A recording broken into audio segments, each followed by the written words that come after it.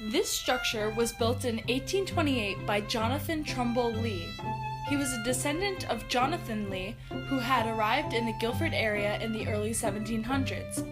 Jonathan Trumbull Lee was a deacon in the church, a general agent, and a blacksmith.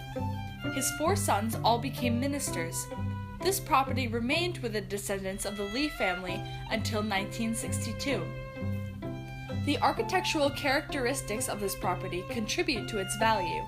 It was the first house in the area to be built with clear elements of the Greek Revival style, including its gable end that faces the street and its rectangular construction that mimics, in at least the basic way, the Greek temples that were the inspiration for the style.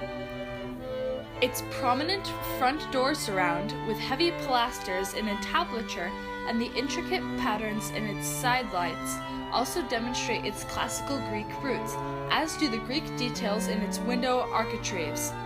The word architrave refers, in this case, to a style of molding framing the top of a door, window, or other rectangular opening, in which the horizontal head casing extends across the tops of the vertical side casings, creating a butt joint as opposed to a miter joint.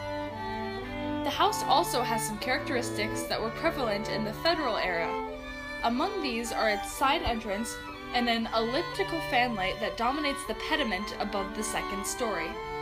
The property includes a barn built in 1871, and a 2-story Victorian-era bay window was added to the west side of the house in 1892.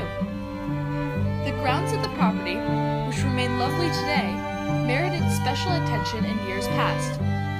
The yard once featured a lovely maple tree that was dated at 2 to 3 centuries old.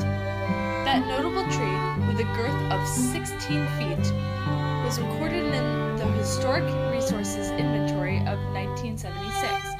Elizabeth Lee Boyd, the great-granddaughter of Jonathan Trumbull Lee, lived in the house for many years. Her husband, Frank Boyd, planted a beautiful garden here.